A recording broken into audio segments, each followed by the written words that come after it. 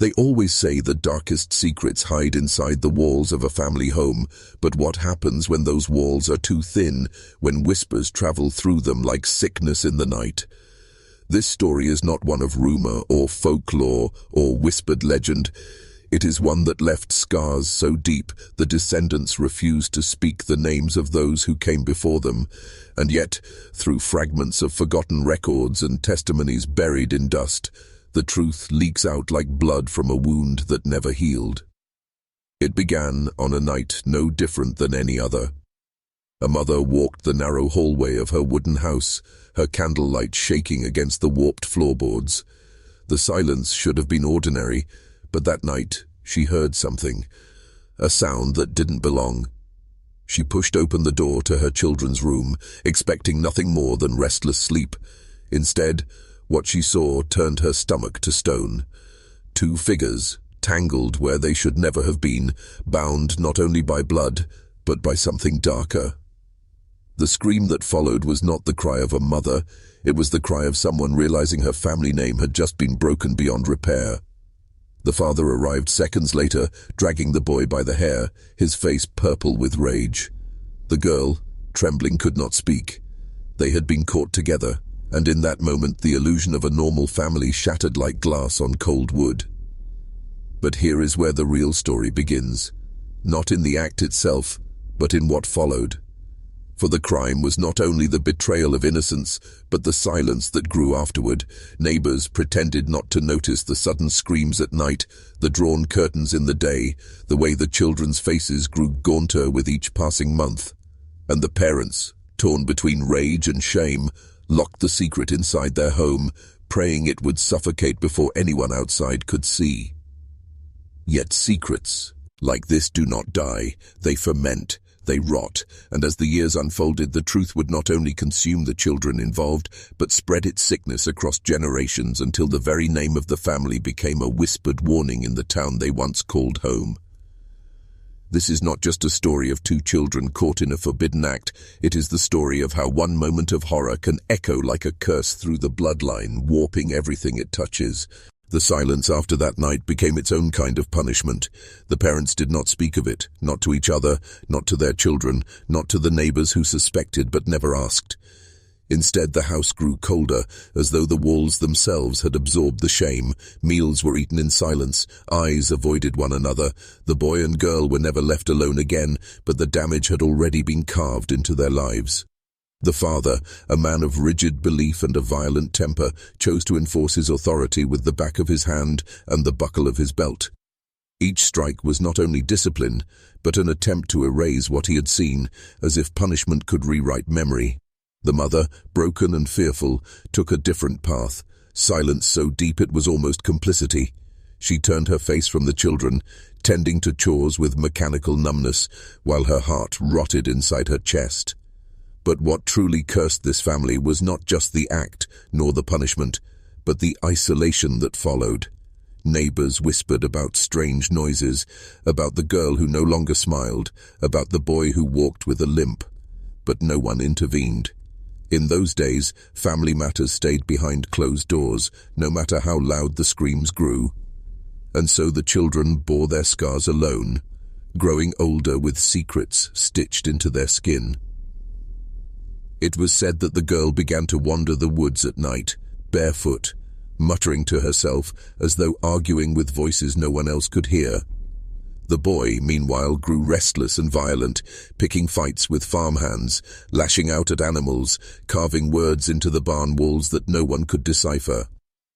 It was as if something inside both of them had broken loose that night, something that could never be forced back into silence. Years later, when people spoke of the family, they didn't speak of what had happened directly. Instead, they spoke of the smell of rot that always seemed to linger near the house, of the father's eyes, bloodshot and hollow, as though he hadn't slept in years, of the mother's hair turning grey long before her time, her face withering into something half alive. The act had been caught, but the consequences, those lived on every single day. And the family's story was only beginning. For when shame festers, it does not stay hidden, it mutates, it spreads, And soon, what began as a secret between two children would become the darkest thread binding their bloodline for generations to come. As the children grew older, the weight of that night did not fade. It pressed down on them, shaping their futures in ways no one around them fully understood. The girl, once gentle and bright-eyed, withdrew into herself as though carrying an invisible coffin on her back. She avoided the townsfolk, avoided laughter, avoided mirrors. Her beauty, which might have once given her a way out, became instead a curse. The stares of men, the whispers of women, the judgment that followed her every step, all of it pushed her deeper into the shadows of her own mind. The boy fared no better. His anger, stoked by his father's punishments and his own self-loathing, grew into something dangerous. He began sneaking whiskey from the cellar, letting the burn numb his thoughts. He became reckless, storming out at night, returning bloodied and bruised. Some said they saw him talking to his sister in the barn, long after everyone thought their parents had forbidden any contact. Others whispered of arguments that ended in sobbing, then silence, as though something more was happening in those long hours between dusk and dawn. The parents, broken by their own inability to contain what had been unleashed, began to fracture. The father turned increasingly to drink, slamming doors and breaking plates, his rage spilling over into every corner of the house. The mother, meanwhile, grew pale and ill, her health fading as though the secret was eating her from the inside out. She prayed often, some said, kneeling for hours until her knees bled, begging God to forgive a sin she could not bear to name aloud. But sin, once seeded, grows wild, and in this family it grew roots deeper than anyone imagined. The siblings' lives twisted around each other like vines on a dying tree. No matter how hard the parents tried to separate them, no matter how much punishment was inflicted, the connection remained. Either it was guilt, shame, or something darker. They could not break free of what had bound them that night. The town began to notice more, the girl's figure swelling one year, then shrinking the next, as though pregnancies had begun and ended in silence.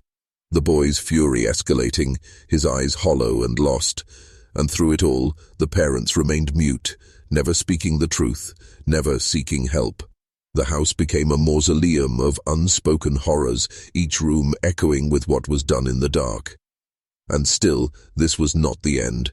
What followed next would not only destroy the family itself, but cast a shadow so deep that even decades later, no one would walk past the property after dark. The collapse began quietly, like rot beneath a floorboard. The mother's body grew frailer by the season, her eyes sunken, her lips trembling with words she could never speak. Some said she confessed to a neighbor in a fit of delirium, whispering through fevered breaths about children who broke God's law. The neighbor, terrified of being entangled in such filth, told no one, at least not until years later, when the damage had already been done. The father, meanwhile, descended into madness. Drink consumed him, but it was not enough to drown the memory of what he had seen. He carried it with him like a curse, lashing out at his son with violence that left bruises hidden beneath sleeves and collars. At times, he turned his rage on his wife, blaming her for weakness, blaming her for silence. But in truth, he knew the rot had started with him, that his house was a coffin he could not escape. The siblings grew into adults, but never into freedom. The girl bore the weight of miscarriages and whispered accusations, her body breaking under the strain of what should have never been. Some whispered that a child had once been born alive, its features twisted in ways that made even hardened women cover their mouths in horror. The baby disappeared as suddenly as it arrived, buried under earth no one dared to dig. The boy, hardened into something half-feral, carried scars across his face and arms from drunken brawls. He no longer spoke much, but when he did, his words were laced with venom. By this time, the town could no longer pretend. Children threw stones at the family home, preachers spoke of sin from the pulpit without naming names, but everyone knew where the sermon pointed. The family became outcasts, avoided in the marketplace, whispered about in doorways. Their name was cursed, spoken only as a warning of what happens when shame festers in silence. And then, one night, the father vanished. Some said he wandered into the woods with a bottle and never returned. Others claimed he ended himself in the barn, though no body was ever found. What remained was worse than death. A wife too broken to stand, a daughter whose face had withered into permanent grief, and a son whose eyes looked more like a predator's than a man's. The family secret, once caught in a single act, had become an inheritance, passed down, whispered about, infecting everything it touched. And the worst was still to come. By the time the father disappeared, the family was already lost to itself. The mother lingered, her body wasted to nothing, her prayers muttered into empty rooms where no one listened anymore. The daughter bore the look of someone older than her years, her shoulders bent beneath the weight of secrets too heavy for one person to carry. And the son, untethered from restraint, began to spiral into something monstrous. Neighbors told stories of him prowling the outskirts of town, eyes black with drink, daring anyone to confront him. Animals went missing. A child once claimed to have seen him digging in the fields at night, whispering as though answering voices only he could hear. Few doubted the claim. The air around that family had become poisonous.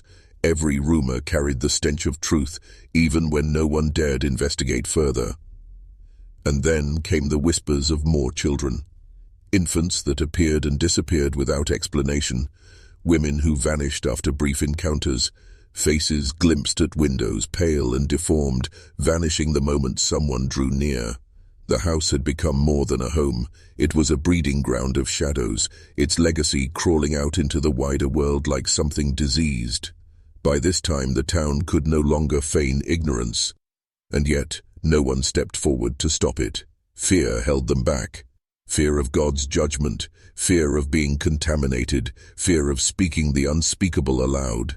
And so the family remained in its decaying house, a dark monument to silence and shame. It's here that I want to pause to ask you, because if you're still watching, you're already braver than most. Tell us in the comments, what would you have done if this was your bloodline? Would you have run from it, buried it, or tried to confront it head-on?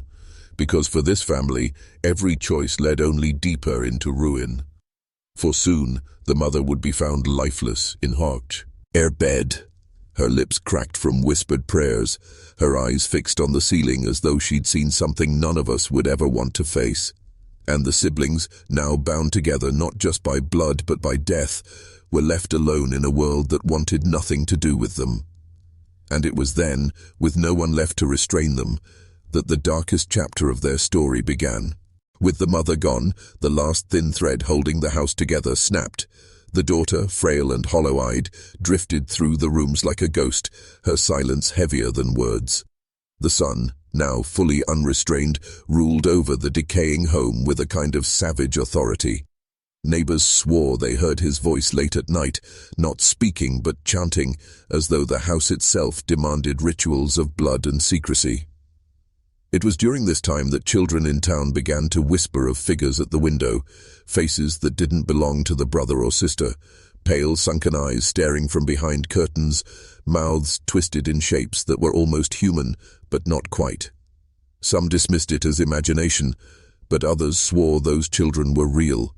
They said the siblings had continued their union, that new life had been born within the rotting walls, and that the babies never survived long enough to walk the earth beyond the property line. One winter, a farmhand passing by claimed to hear an infant crying in the barn. When he returned the next morning, the sound was gone, replaced by a shallow mound of disturbed earth behind the house. He told no one until years later, when the story had already taken root as local folklore. By then, the family's name was cursed in every household. Parents warned their children, do not go near that property, do not speak their names, do not even think too long about them, for to do so was to invite darkness into your own bloodline. And yet, curiosity always lingered. Strangers moving through the region were sometimes drawn to the house, claiming it carried a pull they couldn't explain. Some entered and never came back. Others returned pale, trembling, unable to speak of what they saw. The locals began to treat the place as forbidden ground, a blight on their town, a reminder of what happens when secrets fester unchecked. The siblings lived on in that house far longer than anyone expected. Their faces grew worn, their bodies bent, but they clung to each other with a desperation that frightened even those who pitied them. It was no longer love, nor even guilt. It was survival in its most twisted form, two people consumed by a bond forged in sin. But the curse they carried did not end with them. When the house finally collapsed into ruin, its legacy spilled into the soil, into the memory of the town, into the whispers that carry on even today. Because some say descendants still walk among us, bearing the silent burden of that night when parents caught their children together and the darkest family secret was born. The final chapter of this family's story is not written in paper records or gravestones. It is written in whispers, in the uneasy silence that falls whenever their name is spoken, in the way the townsfolk still avert their eyes when asked about the ruined house. What remains are fragments, enough to stitch together a legacy that should never have existed, and yet it did. When the siblings finally passed, their deaths were as quiet as their lives had been loud in sin. No ceremony, no church bells, no mourners. Their bodies were placed in shallow earth by distant relatives who did not linger long enough to pray, but the soil did not keep the secret buried. Over the years, travelers reported strange shapes around the site where the house once stood, shadows moving where no living thing walked.